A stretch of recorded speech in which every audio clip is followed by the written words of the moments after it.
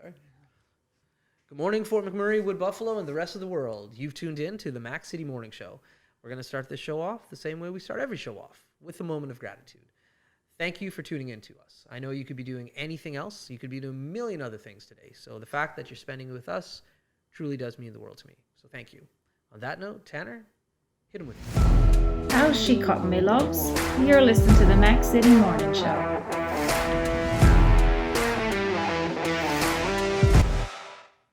All right, and we're back. Okay, we got a fun one today.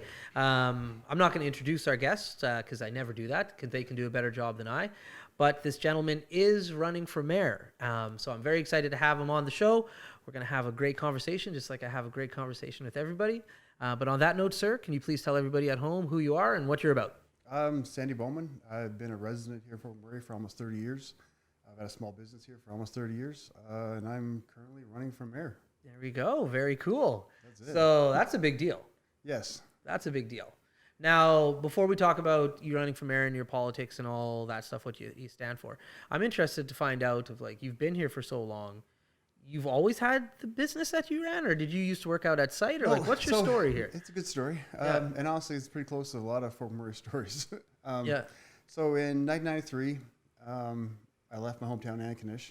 Okay. And me and my buddy, actually, we decided on a Friday that we were gonna move out west for Monday. He talked to his buddies in Vancouver. We had a job lined up in Vancouver. We were pretty pumped. We put everything we had into a Honda Civic, Okay. including 2 bikes. Yeah. And we took them completely apart. We had everything we owned. Like, we barely had room to sit in the front seat. Yeah. It took us 8 days to get here. We took the long route, went to New York City first, There you go. and we went across the Midwest and through there. And every Nice. landmark you could find. We slept at truck stops in the Honda Civic or on the ground. Yeah. Stayed in one hotel in South Dakota somewhere in the whole 8 days. Yeah. And we finally made it here. Yeah. Went to West Edmonton Mall first. Yeah. My first stop in Alberta. Check that out. And then we started driving towards Fort McMurray. Okay. After 3.5 hours driving, I thought this is when it was single lane road. Yeah. And I was thinking, where are we going? That's right. What are we going to see? An oil derrick in my uncle's house? Is that all we're going to find up here? Right. We just came here to visit family because I have a lot of aunts and uncles that have moved here back in the day. And Right. so I ended up Fort McMurray. The first weekend, I met a girl. And The first weekend. yeah, it was a family get together. Okay. And yeah, so then kind of the story wrote itself. And Yeah. when I first got here, I went. I wasn't actually. My intention was never to open a martial arts school. I've been training quite a bit before that, since I was 9 years old. Okay. So the first thing, obviously, being here and thinking about staying for a little while. Yeah. I'm Yeah. going to check out the clubs. And I checked them all out and met some great people. Right. The Shotokan Karate Group, the Judo Club, Martial Arts Academy of Steve Bergeron, who we're still close friends. Yeah. He lives in Vegas now. Okay. And it wasn't really what I was doing at the time. It was Olympic Taekwondo. Yeah. So my cousin, Jason Lays, and Joey Link and his whole crowd were like, oh, Sandy's coming to town. They're all excited. I was moving here because I was a black belt. Right. So right away, they wanted me to teach them. So I started teaching a couple people at Mac Island when Mac Island was a mini ice, a rink, Yeah. one rec room, and a multi-purpose room. Yeah.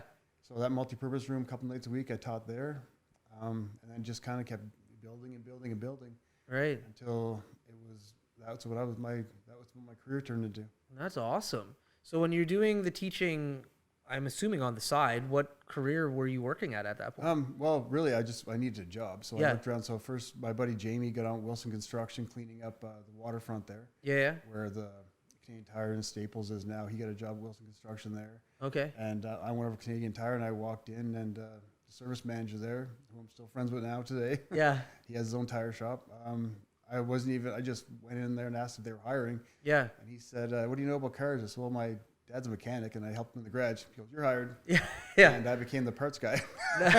That's awesome. Yeah, and then kind of a mentor there was Steve Martin. He was the back parts guy at the time. Yeah. And he kind of showed me the ropes of that. And then I went on there, worked for Quadratruck after that and some different places. And then I decided it was time to make the jump to just being a small business owner, just doing that alone. Right. And me and my wife sat down and talked about it a bit. And basically we came down to, I want to try it now and don't want to look back in 20 years and say, what if I did? That's right. So I just pulled the plug and went for it 100%. And what you see is what we have today. There we go. And so the gym is like quite successful. Like there's Yeah. you have a lot of like children, adults. There's a lot of people coming through your Oh facility. yes, it's like honestly, it's I could never when I started running my gym as my primary business. That back in '93, that wasn't something anyone did in the world. Right. This is before UFC. The UFC started that April. Right. First one. So no one had a martial arts gym as their career. Right. That wasn't. Now it's quite normal. Yeah. Because of the popularity of martial arts. But at the time, you've seen that in gymnasiums or garages. You never seen a facility directly for martial arts where it was someone's career. Right. Right. So it was really a groundbreaking thing, and I'm happy that I've been so successful and blessed that the city's been able to give that to me. That's awesome, man. So as a trendsetter doing something like that, like it wasn't done before, like you said, like what gave you the idea? What gave you the passion to be like, I think there's something here? Because there's no Honestly, blueprint. It's the people. And you look back in interviews the last 30 years I've done with radio, with TV, with everything even across the world. People ask me about it. It's what I love about this region. It's the people. Yeah. We have, no matter what we have around us and everything, the people in Fort McMurray are the best of the best of the best. Yeah. We've been through ups and downs and everything, but everybody's there to help everybody. Yeah. And that's what it was. I mean, back in the day, like go back to a couple people that helped me back years ago when I knew nobody. Yeah. Was Dennis Bertrand he stepped up, man. He was my best man. He was the guy. He helped me out. Andy Robinson, who passed away a few years ago. Mm-hmm. These guys had careers, but they seen what I was doing with their children. Mm-hmm. So they were like, hey, this is what you need to do. You need to be doing this full time. Right. And right. so I had a few people like that stepped into my life that I'll never forget, and I'll pay back every chance I get. That's awesome, man. So now you're running for mayor. Yes.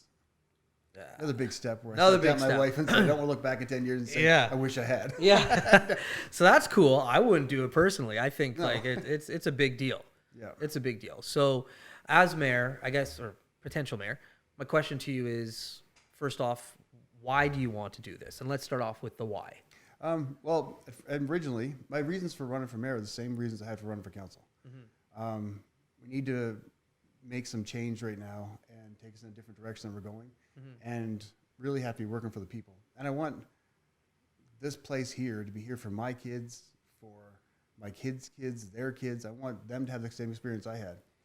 I see the city kind of slipping, and we need to step up and fix that. And my original was to run for council, but after hearing from the people, like I said before, the golden thing in Fort McMurray is the people. Right. It's not anything else. It's the people that live here. And they came to me. Everybody came to me and said, we want you to run for mayor. Right. Talking to local businesses, they were like, we need a leader like you to run for mayor. Mm-hmm. It wasn't something I took lightly or thought, hey, I'll just try this. It was a long thought decision. My first answer was no. Right. My first answer was, but after consulting different businesses and stuff in town and the people calling me, the people coming to me on the street saying, this is what we want you to do. And my thought and what I want to change is I want to be evident that our municipality, our mayor and council work for the people. Mm-hmm. That's my biggest thing. I want it evident. I don't want it where there's anything going on that you think is shady. I don't want anything going on that you think is not right or you don't, that the people don't want. I want it to be obvious that my employer is the people of Fort McMurray. There you go. Okay. Second question is there any platform that you have? Is there anything that like you're, I'm not running a platform. Okay. Really. I'm doing this for, I'm not doing this for anyone else but people of Fort McMurray. Right. I want change. So whenever a new council and mayor go in, they all sit around and they do a strategic plan. Okay. And that's a plan of what they want to accomplish in the next 4 years. Right. Which is great. But first thing I want to do is skip that. Yeah. That's going to go on the back burner. There's always been talk of improprieties for municipal funds. First thing, a full forensic audit. Yeah. Maybe they find something, maybe they don't. If they don't, put that to bed. That's not a thing. So it's done. Second thing is a corporate audit of a corporate like a survey of the employees of municipality. Mm-hmm. That's something I don't think's been done. Yeah. And I'm hearing from a lot of municipal employees that they don't even want to give me their name. Right. They're scared of repercussions. So I think there needs to be a corporate culture survey of all the people that work for the municipality. What are the issues? Yeah. Like, what are the real issues? Take that. Do a citizen survey. The last one was done in 2018. A lot's happened since 2018 and 2021. Mm-hmm. Do a citizen survey. What do the people really want? What do they Right. see is lacking? Where do they see the problems are? And take that. Then I want to do a municipal governance review. Get a third party to come in and see how the municipality is working, how we're running the city, how the council is working and operating. It's been going the same way for so long. You can get in a rut. Yeah. And doing the same thing over and over again and getting the same result and expecting a different result Yeah. isn't going to happen. Right. So Right. have a third. I want to do that. When we have all that data combined, Mm-hmm. then we'll sit down and do a strategic plan. Okay. We know what the people of Fort McMurray want, where the problems are. I've been going to every business in town.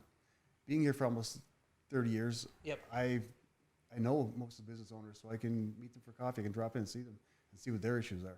Nice. Like it. So it's not a platform. It's just Not a platform, but you got a It's a plan. to-do Like, that's list. what you want. That's It's it. a There to-do you go. list. So, okay, we're part of the show now. It's called the Mac City Minute. Tanner has some questions for you. Perfect. I have no idea what he's going to ask you, so I wish you Exciting. nothing but the best of luck. Tanner, hit him with the Mac City Minute. Alrighty. Question number 1. What was the most enjoyable part of getting your International Olympic Committee referee certification? Learning how to use chopsticks. Easy question. There you go. Question number 2. What was it like fighting Butterbean?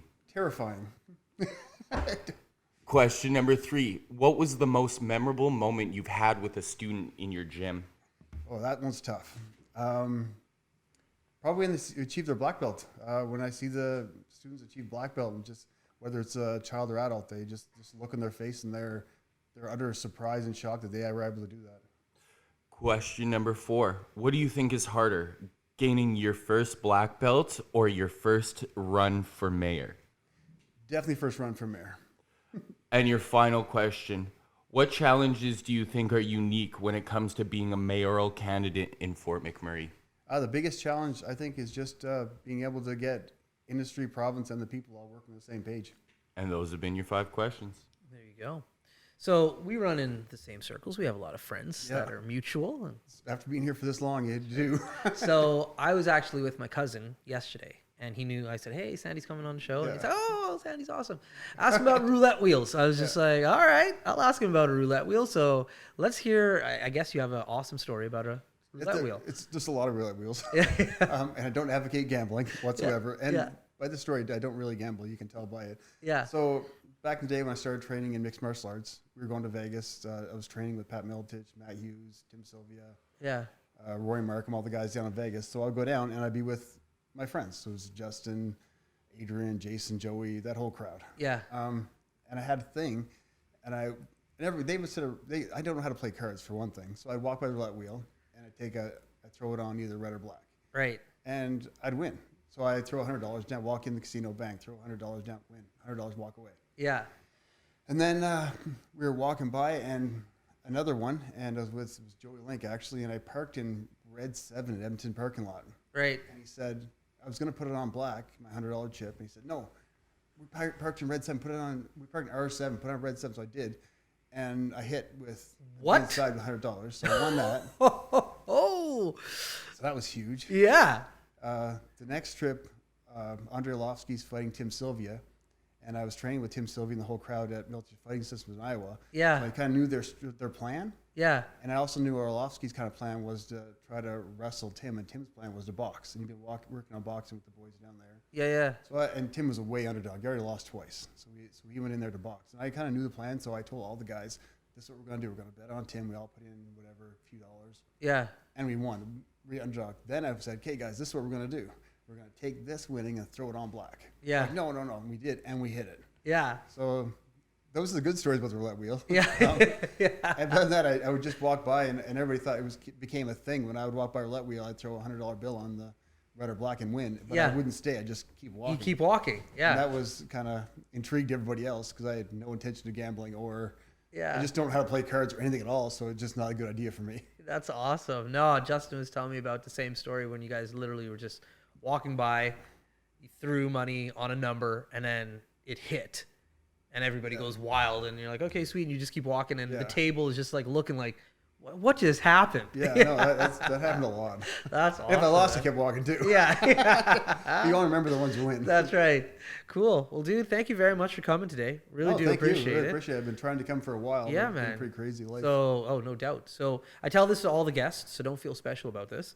But if you want to come back again and again, this is something that I'd love for you to come back on. So don't think just because you've come once, you can't come again. So wicked. That's if you awesome. want to come and chat about anything, may it be as the candidacy keeps going or your gym or just BS with myself and Tanner, please feel free to come back as many times as you want. I like that you tell him he's not special. We don't try to make anybody feel special here. Yeah. Everybody's special. Everybody's special. Yeah. Well, I thought it was you on Facebook. I messaged your wife, told her the other way. So Yeah. Or I'll message her. Yeah, she'll be like, hey, it happens a lot. It happens a lot. So at the end of the show, everybody gets a shameless plug, shameless shout out. So this is your time to shine. Whatever you want to talk about, this is it. So who do you want to say hi to? What do you want to promote? Obviously, Yeah. something you should promote. Hi so to my friend. all yours. Course. Yeah. And my mother's actually here.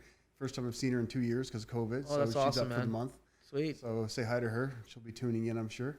Yeah. And just I mean, I'm not going to tell you who to vote for. Obviously, when you vote for me, but just get out and vote. I see a lot of young people when I go out, and they're telling me, "Oh, we can't wait. We support you." And I tell them, "You need to vote." "Oh yeah, I vote every year." I'm like, "No, you don't." Yeah. Yeah. Like you need to vote. You need to use your right to vote and get out and vote. Whether it's me or not, just get out and vote. That's awesome, man. Great message. Sweet.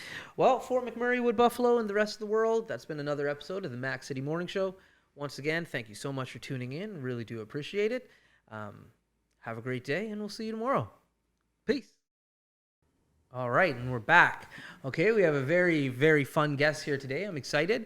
As you guys know, I do not introduce my guests. I let them do that by themselves.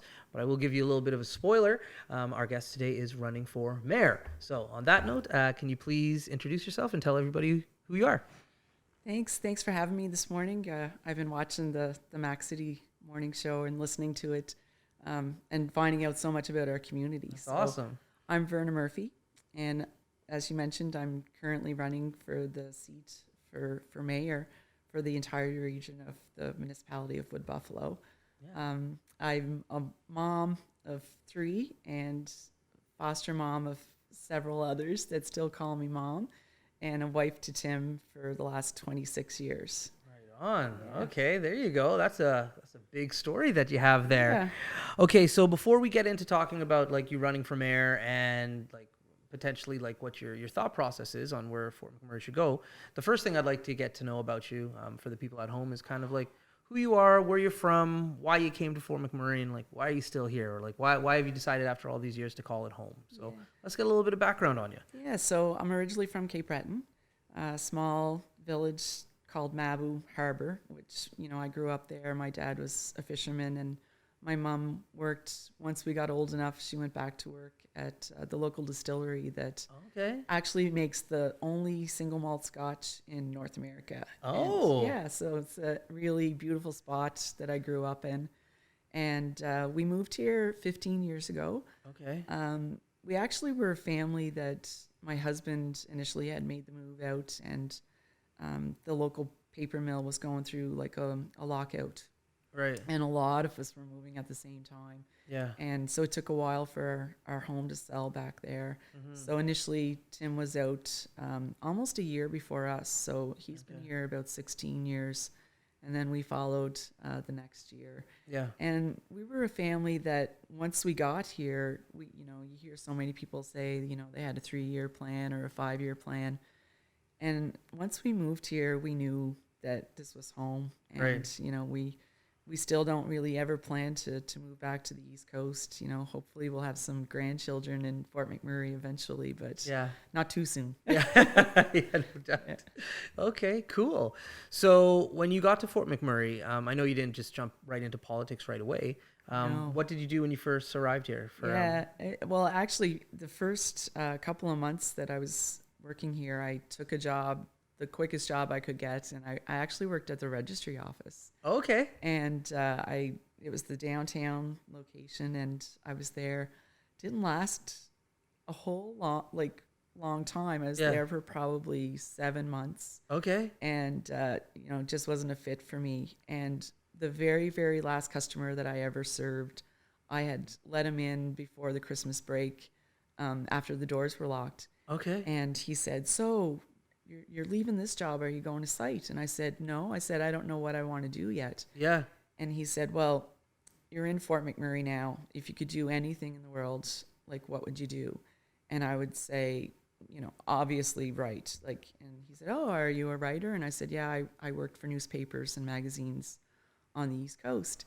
And he kind of started laughing and introduced himself, and it was Tim O'Rourke. Oh, no way. Yeah, and he was the publisher of the Fort McMurray Today That's right. newspaper at the time. Yeah. And it took me a couple of days to work up my nerve to actually send him some of my work. Okay. And he called me into his office and hired me, like, I think it was December 28th of that, you know, a week or two after What? Christmas. So, yeah.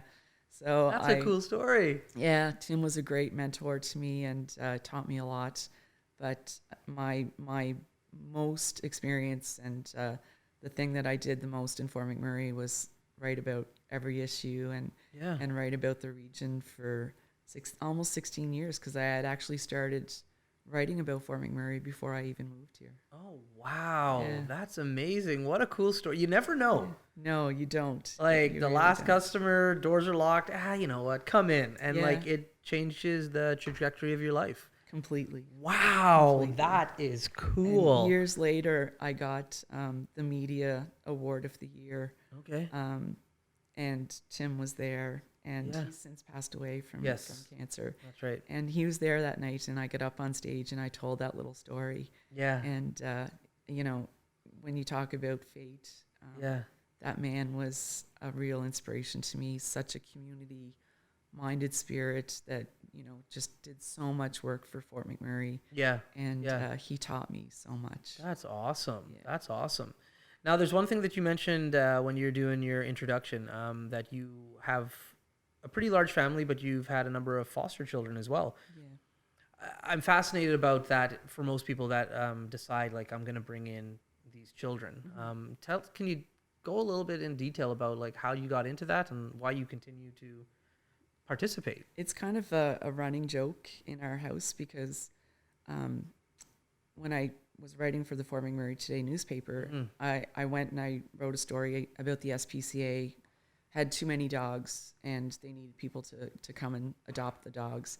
So then I landed home with the dog. Yeah. And then, you know, I written about, you know, the great need, and there still is a great need for foster parents in our region. Right. And we became foster parents. Yeah. And, you know, I wrote about, you know, the foster kids that were still in the system when they could be adopted. So then we adopted. That's right. And so my husband now says, you know, if you're going to write about anything, you should just run the story by me first. Right? Yeah. No doubt. So That's yeah, awesome. at the time, and still continuing. Yeah. You know, a lot of our children in the region are sent out of region because we don't have enough foster parents. Right. And it was, and it's still a concern of mine, because, you know, unfortunately, when these children are taken out of their homes, there's usually some type of trauma or neglect, or, you know, just there's so many different situations. Right. And so, but they still love their mom and dad and their siblings. Right. And when they get sent to Calgary or Red Deer, Yeah. not only are they being removed from their home, but they're being removed from their friends, their teachers, you know, everything that they really know. That's right. So that's why, you know, we got involved, and then we adopted Shailene. She's 12 now. Yeah.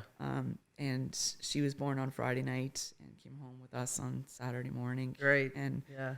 you know, I did palliative care before I came to Fort McMurray as well. Okay. And I find that in both those fields, a lot of people will say, well, why did you get involved with that? It's so hard. Right. And I always had the experience that, you know, if you don't get involved, Yeah. you know, who will step up. That's And right. we always had the love and the ability to do those kinds of things. Right. And in some ways, that's what kind of drew me into politics as well the last couple of years.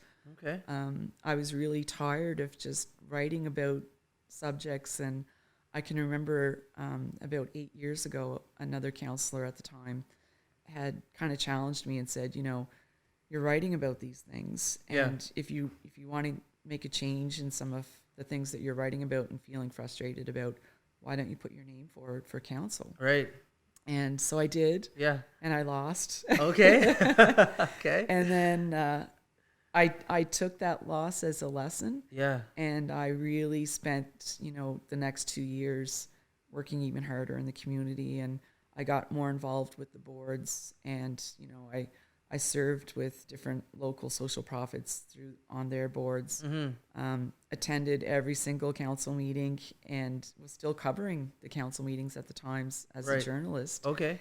And just started taking other courses, and, you know, just trying to gather as much knowledge about the region, but also about municipal government and how it works. Right.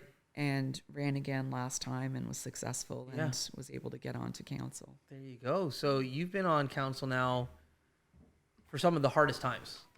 Like in regards to, we've had a lot of adversity over the last few years, to say the least. It's been again a learning experience. Yeah. I got elected not that long after the fire. Right. And we were still in our own rebuild. We actually didn't finish until last February, like just before COVID hit. Yeah. And we had the flood, of course, last year. Yeah. So, you know, and again, I was writing about all of the issues and covering the council meetings, like right after the fire. Right. And it's been, you know, it's been a lot of challenges the last couple of years. And there's still so much work. You know, I still talk to people that are rebuilding since the fire. And so, you know, we still have lots of work to do in the region to get through our recovery from that, and then the flood, but also from COVID. Yeah. You know, we've been hit hard the last number of years in Fort McMurray from the downturn in the economy as well. Yeah. So lots of work to do. No doubt. So from counselor now to a run for mayor, why did you decide to make that jump? Yeah. I always have been a person that, you know, I've incorporated all my life lessons into everything I do. A number of years ago, I had a bone marrow transplant, and, you know, had lost all my hair, and, you know, all of that experience definitely made me stronger. My husband had been hit by a drunk driver, and, you know, we've had a lot of personal challenges. Right. But in the last 4 years being on council, I've really realized a few things about myself. And one is that I really have the skill set to be a good leader and, you know, a good communicator.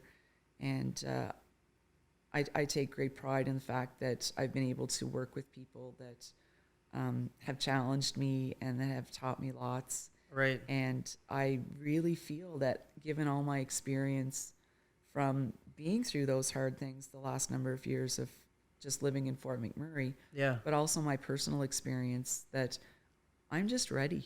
Yeah. You know, I'm ready to step into that role. That's awesome. I'm ready to build a strong team of whoever is elected. I've already been reaching out to all of the candidates who are running. You know, I've had, even with those that are running against me for the mayor position, I've had some conversations with them as well.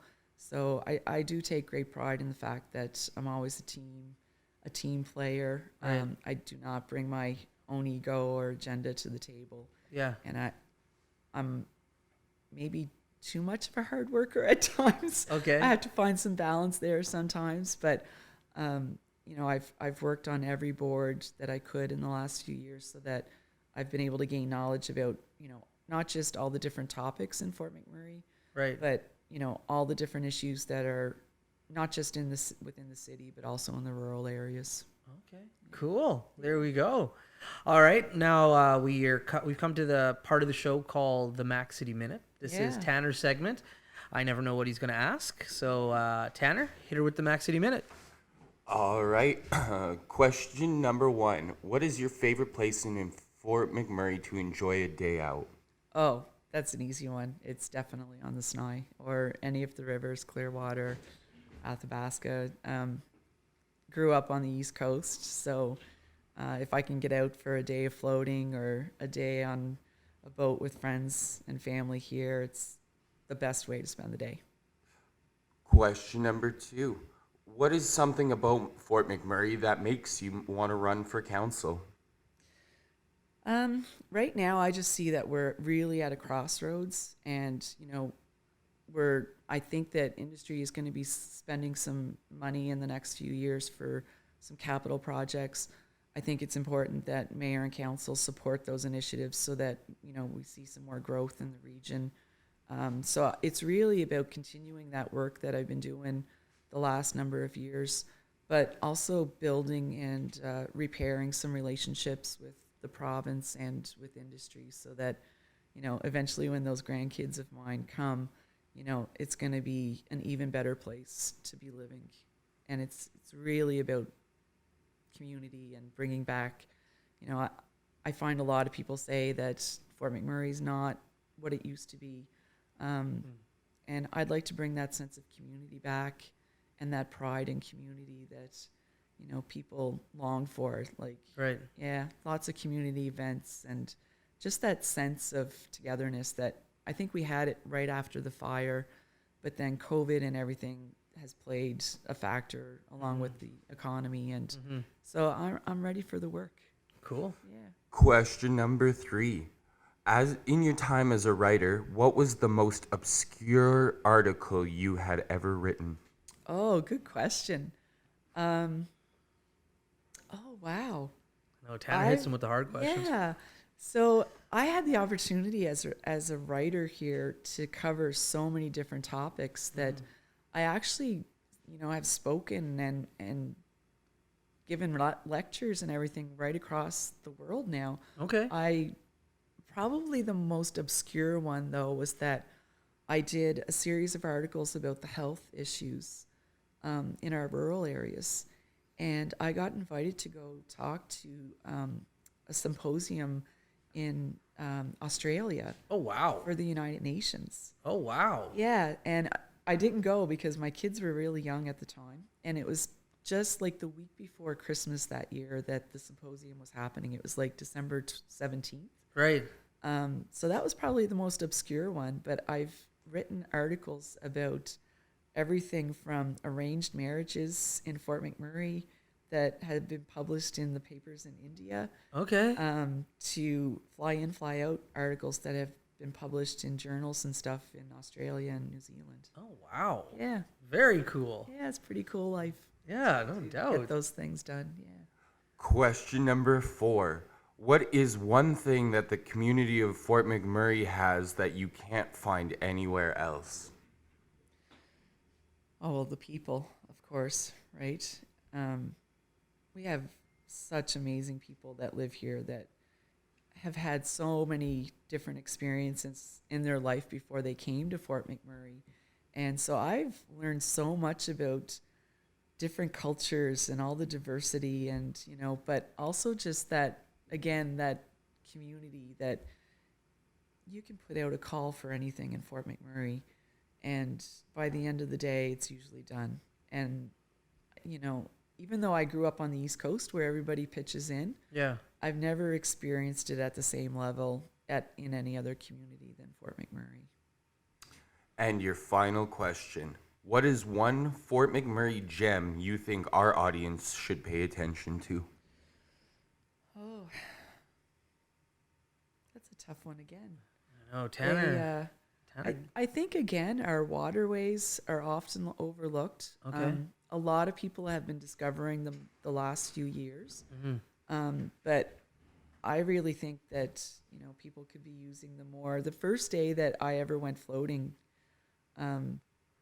down, like when we came in down below Sarikas there on the Sny, Yeah. we were actually bumping into people. Like there's people out on their paddle boards and their Right. kayaks and, but I'd like to see some more development along the waterfronts for sure, safely developed, with mitigation in mind. But That and the trails. We have some beautiful trails in Fort McMurray that people still don't know about. So, I think I've kind of taken up that promotion from Councillor Marr as well. Yeah, yeah. And those have been your 5 questions. There you go. Tanner killing it with the questions as per usual, bro. Thank you. No problem. Yeah, no, the trail systems are amazing. Same with the water. I know, like myself, I have a kayak, and you just literally, I don't know anywhere else in the world where you can like drive from your house down to the Snai. We're talking 10 minutes tops. Go kayaking. Yeah. Like you don't have to drive far to do it. And it's the same with the OHVs, the off-highway vehicles and side-by-sides. Like, those are all things that, are really, fairly easy, cheap infrastructure to put in that is going to improve the quality of life for sure. the residents here. Yeah. And especially after COVID, everybody's looking for that. Like, That's how right. can I relax with my family? How can we get outside and enjoy, the warm weather while it's here? And then, in the winter, same thing. Those groom trails and stuff, like the snow drifters and those guys do an amazing job of keeping those trails up. And Yeah. same with the Ptarmigan Ski Club, same thing. Just amazing. There you go. All right, well, Verna, that's it. That's 20 minutes. So thank you very much for coming. Really do appreciate it. Thanks for having me. No problem. I tell everybody this, so don't feel overly special about it. But please take me up on the offer. Please come back as many times as you want to. This is a platform that as you continue your run for mayor, you can come back and chat about what's new and what's happening. And at any point in time, if you just want to come and BS with myself and Tanner, we'd love to have you back. Great. So it's at the end of the show, though. So now this is your opportunity to do a shameless shout out or a plug. I'm pretty sure I know what you're going to plug, obviously, but the mic's all yours. Thanks. And thanks again for having me. I love that while watching your show, I've been learning about the residents that live here. So I appreciate that. You're welcome. My shameless plug, of course, is, I really hope that people will support me in the upcoming election. I would never intentionally, bring shame to the region in that role. I would work tremendously hard. I really do just want the opportunity to show Fort McMurray that an average, everyday mom that has, my team is really, my husband is my campaign manager. My kids are helping out door knocking and signs and all those kinds of things. And really my best friends that, really don't even, have interest in politics per se, but they believe in me are my team. Right. And I really hope that I can serve Fort McMurray the same way that I've been doing the last 4 years for the next 4 years. There we go. Awesome. Awesome. Thank you. All right. On that note, Fort McMurray, Wood Buffalo, and the rest of the world, that's been another episode of the Mac City Morning Show. Thank you very much for tuning in. From the bottom of my heart, I really do appreciate it. Hopefully you're having a great day, and we'll see you tomorrow. Peace. Yeah. I've been involved in public service for about 17 years now. So Right. it is a calling, and I felt that the timing was good for me right now. Right. Unfortunately, I had to close my business last year. Right. So I find myself in a position where I can now dedicate 100% of my time to the job. There you go. And I have lots to do yet. That's awesome, man. Cool. Okay, well, before we jump into the politics and what you want to potentially, what your platform is and how the race is going, I like to learn about the individual themselves. So let's chat about yourself. So when did you come to Fort McMurray? Are you born here? I know you've been here forever, but let me hear a little bit about like your origin story. Well, I'm a long timer by some measurements and a newbie by others. Okay. So I moved my family here in 1993. Okay. And my kids at the time were 3 and 5. Okay. So they graduated high school and then went off to university. And, Right. and I now have 3 beautiful grandchildren. Oh, wow. as a result of Congratulations. the 2. Unfortunately, my daughter lives in Australia now, has for the last 5.5 years. Oh, wow. And she just had twin girls in November. So Oh, that's exciting. unfortunately, with the borders being closed with COVID, Right. I have not been able to meet my new granddaughters yet, except through Skype and Wow. Facebook. But it's we're very excited. Hope to get down there next year. No doubt. Sometime. But it's what can I say? I moved here not with a 5-year plan, but a lifelong plan. Okay, to that's very operate different. A family business. Okay. I've been here since '93 and haven't worked a day in the oil sands Yeah. per se, or with any of the service industries. Yeah. I came for the opportunity to purchase Campbell's Music Okay. and operate a family business. Right. Right. So it took off very quickly. Yeah. And we were very focused on that. So, Yeah. the community's been very good to me Mm-hmm. over those years. We grew very dramatically in the late 90s, early 2000s, Right. and to a point where we had 2 locations and then had to keep expanding. So That's right. we moved on to Franklin Avenue in 2005, and Yeah. it just kept going from there. Yeah. You guys were across the street from where Mitchell's is, the original one, right? That was, well, actually, That was a location. you know, when we were on Franklin Avenue in the Hill Drugs building, Right. the That's right. basement there was where Campbell's Music originated. Oh, okay. Murray Campbell moved here in 1976 to Okay. operate what was then Lillo's Music, Yeah. and so he was managing it, and then his family purchased the company from Vic Lillo, Okay. and 4 years later he felt the need to expand because it was a very small local retail where he also did music lessons, Right. and so he built the building on the corner of Manning and Main, across from what is Mitchell's now. Yeah. Yeah. Yeah. Yeah. So Yeah. the original police barracks. Yeah, that's right. That's Yeah. exactly it. Okay. Okay. And so, how did you hear about it? Like, is this a family member that reached out to you and said this is an opportunity, or? No, I was at a point where I was working for Domtar Chemicals Group at the time. Okay. And selling salt. Okay. So the Sifto salt brand. Interesting. And I did that for about 8 years, but I was on the road all the time. Yeah. And I had a young family. Yeah. And I felt I was just missing out on that. Yeah. Yeah. And I read this opportunity in the Edmonton Journal. No way. It was a small musical instrument store looking for a working partner with the intention of buying it. Mm-hmm. And I thought, well, that's interesting. And I was coming up to make a regular trip up to Fort McMurray, Right. a regular sales trip. Okay. And so I made arrangements to meet Murray Campbell, and we went out for dinner, saw the store, and I just walked in, and there was a Yeah. grand piano on the riser with lights shining on it, and Yeah. quite a variety of instruments and computers as well, because he used to sell Amiga computers. That's right. Yep. So yeah, I went. I looked in, and in my mind, I just said, I could do this. Yeah.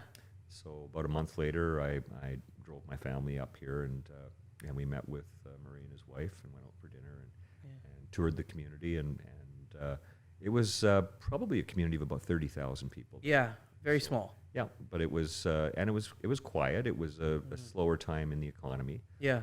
At the time, of course, back then, Suncor was even considering shutting down. That's right. There was a strike.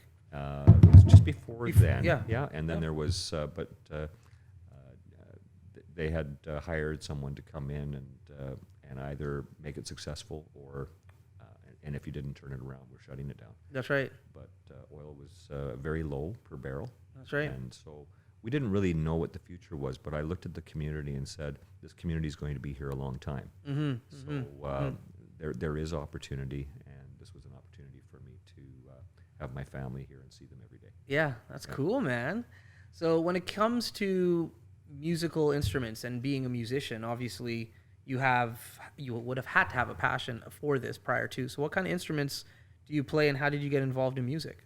I always say I could fake my way through a demo on anything. Okay. But my primary instrument is brass instruments. Right. I was a professional jazz trombonist Okay. in Edmonton Yeah. for about 12 years. When you say professional, what does that mean? I was paid. Yeah. I mean, we toured a bit, but I did a lot of television and studio. I played with the Tommy Banks Live Okay. show and Zen Magus Big Miller. There was a Okay. number of a lot of big band stuff, but the television and studio work was where was really the bread and butter. Right. In part, it ended up being part time. Yeah. And well, I was like any other musician Yeah. that has a passion. Yeah. It's your love. You go after it, and you play till the money runs out. That's right. But really, at one point, I decided I'd rather eat, so I had to get a real job. Okay. And but I've had an interesting career path. You know, I worked for Canadian Linen Supply for about 6 years, and then I worked for Domtar for 8. Right. And then this opportunity came up. Right. So Right. I So was if you young. can play brass instruments, can you play Careless Whisper on the saxophone? I can't. Saxophone would be considered a woodwind instrument, so I can certainly make a noise and I can play a scale, but I can, but I'm not. I don't consider myself to be a woodwind player at all. What about harmonica? Harmonica? Yeah, I can play that. Piano? Yeah. Yeah, like you're probably the fifth guest that's come on this show right now.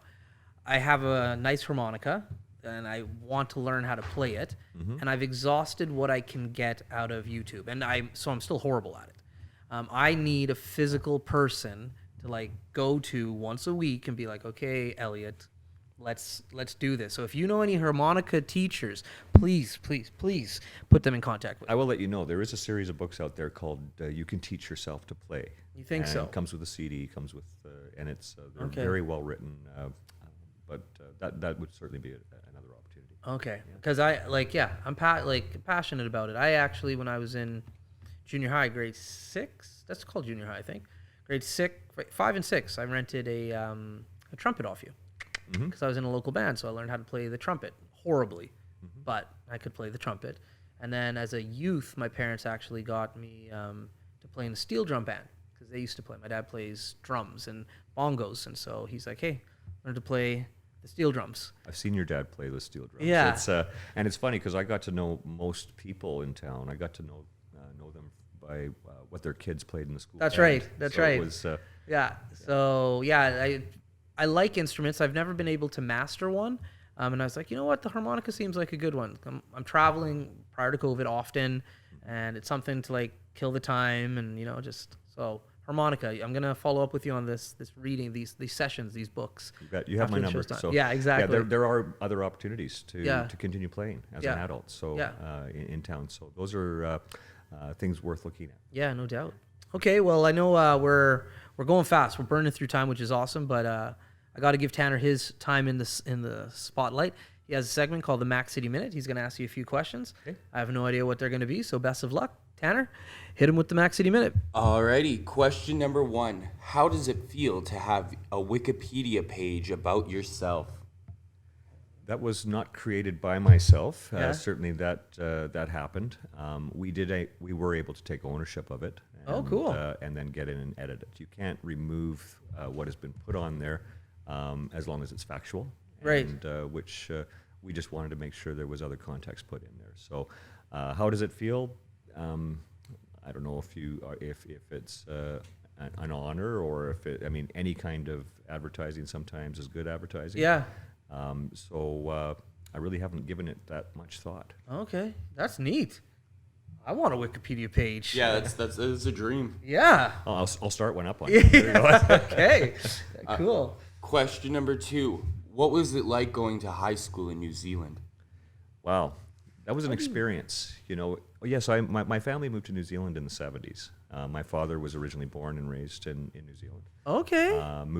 Immigrated to Canada in about 1956. Cool. And so at one point we decided it was time to move the family back there. Yeah. Actually, when I graduated high school, it's a lot different than Canada. Right. The whole school system is different. They have all boys schools and all girls schools, but we had co-ed schools as well. So Right. I attended one like that. It was you wore a school uniform, Yeah. and in many ways, I found that to be quite effective because you didn't have to think about what you were going to wear to school. That's every, right. every morning. That's right. Yeah. You can just had to make focus. sure that you had shined shoes and Yeah. and clean fingernails. That's and right. It was an interesting experience. Of course, it was a series of buildings throughout as well, so they didn't have the big complex like Yeah. they would with the Composite High School. Yeah. Father Yeah. Mercredi. So it was interesting. It was a very disciplined school as well. Yeah. So I mean, back then they still had corporal punishment. Yeah. In school, a lot of respect, and at the end of the school year, you all met in a gymnasium and wrote your departmental exams, Yeah. and then you were done. There was no graduations. There was no ceremonies. Yeah. I was just done. And they don't use a grade situation or a grade structure as much as they use forms. It's called Interesting. Form 1 through Yes, Form 6. yes. So I got my university entrance certificate. Right. And my original plan actually was to stay in New Zealand, but I started missing home. Yeah. My hometown is Grand Prairie, Right. so I'm a born and bred Alberta boy. Yeah. And so I worked and traveled for for about a year. Yeah. And played in a band. We toured Australia. We did I did quite a bit. Yeah. But the opportunities weren't there. Right. And my drive and my goal was to become a professional musician. So There you go. so I moved back to Canada in 1980. Very cool. Great question as per usual, Tanner. Jeez, I don't know how you come up with this stuff. Question number 3.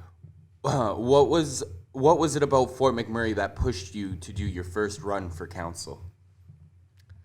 Ooh, I don't know if it was about Fort McMurray as much as it was getting involved. And I think that's something that everyone should consider doing at some level or other, whether it's volunteering, working with a board, working with a community organization. Right. In my case, it was early on, and I had about 2001. Yeah. One of my competitors, actually, he was vice president with the Chamber of Commerce, came to me, and we were friendly competitors and Right. borrowed parts off each other. And he showed up in my office and said, "Oh yeah, by the way, I nominated you for the board of the Chamber of Commerce." Yeah. And I said, "Oh, for crying out loud, what'd you do that for? I mean, Yeah. I got a young family, I got a going concern with my business, I need to focus on this." Right. And he said, "Oh, don't worry about it. It's just all you got to do is a meeting once a month, a luncheon once a month, and kiss a few hands and shake a few babies, and you're good." Yeah. So I went. I was elected as a board member, and then got involved. And Yeah. once you get involved, it's kind of addictive. You start getting little successes here and there. Yeah.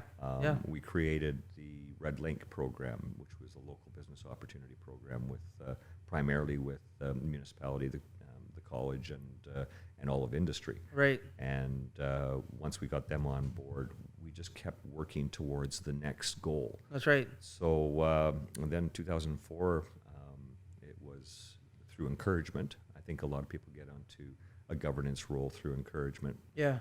of their peers. But I ran for president of the chamber, and I served 2 terms Yeah. as president of the chamber. There we went through. I thought we brought the level of the chamber up to a new level. We worked on things for the community. We worked with a lot of the nonprofit groups because we felt that how could you operate a healthy business if you don't have a healthy community? Right. Right. And so through supporting that, it was a more well-rounded, family-oriented community. Right. So, and then it just the pressure was there. Yeah. I know actually originally I had a lot of pressure to run for mayor. Right. And I looked at it and said, I can't run for mayor. Right. First of all, I need to run my business, and I can't take on another full-time job. Right. Secondly, I need to earn my wings. Right. I can't just step into that role, into that chair, and not have any level of experience in that type of governance.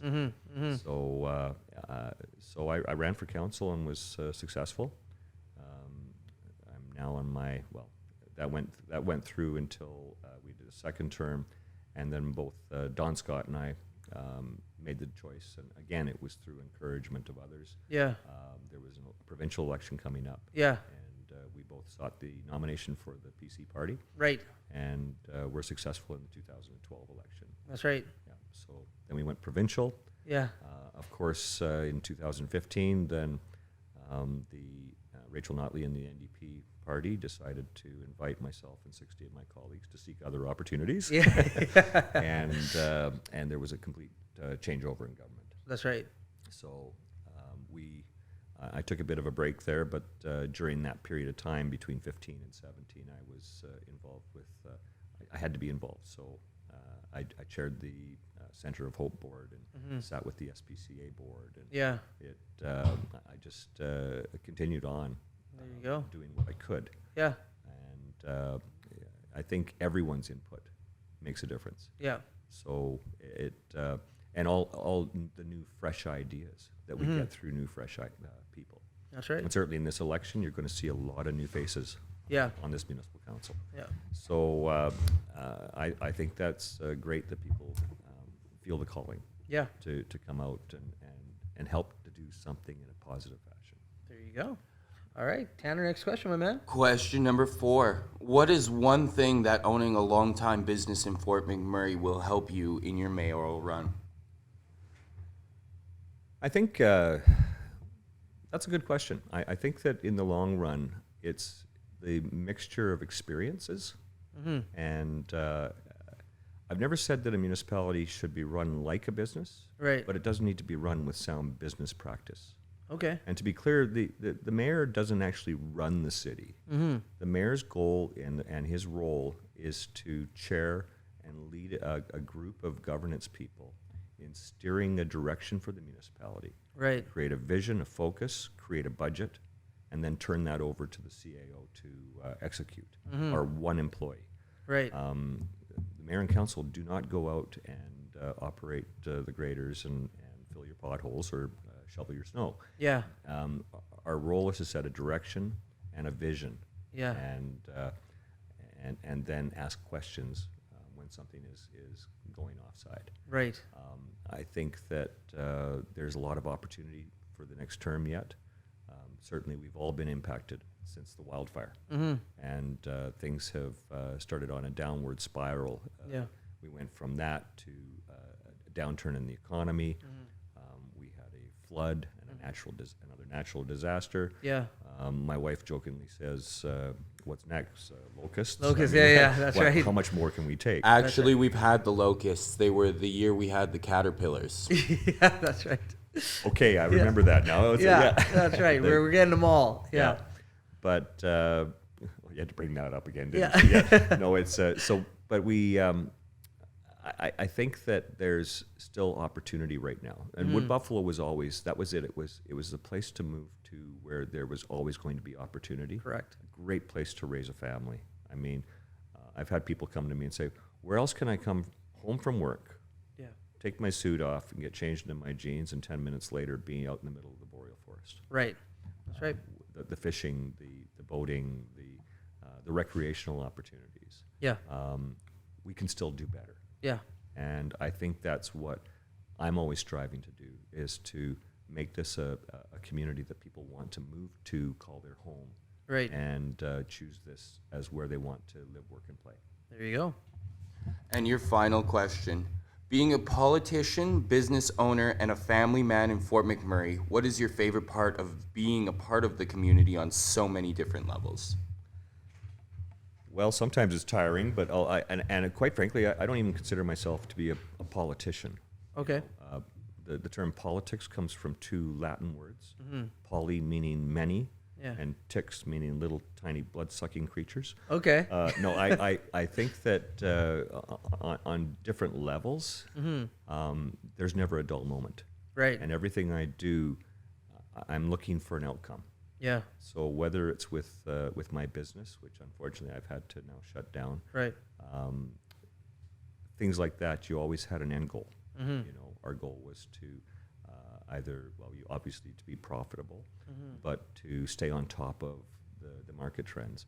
Yeah. With a governance role, and I consider myself to be more of a community advocate.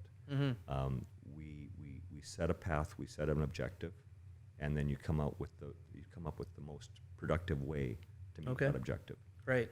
Right. So, and I've had many challenges along the way. Yeah.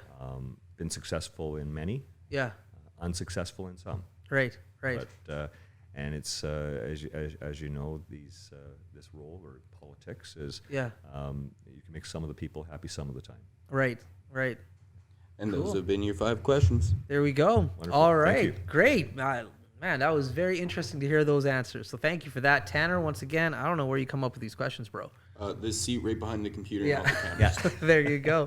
My Wikipedia page. There it's, you go. So we've come to the end. 20 minutes flown. Tanner gave me the sign, like, wrap it up. So that's cool. I know it flies.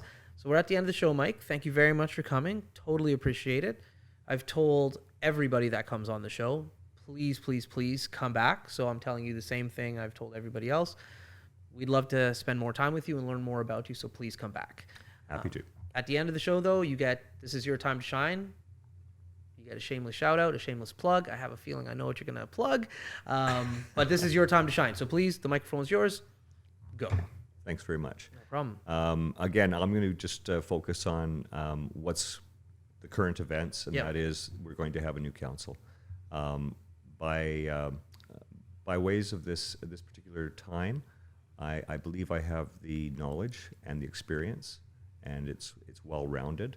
I think I have a proven past for getting things done, and I think I'm the right person to steer this municipality into the next generation.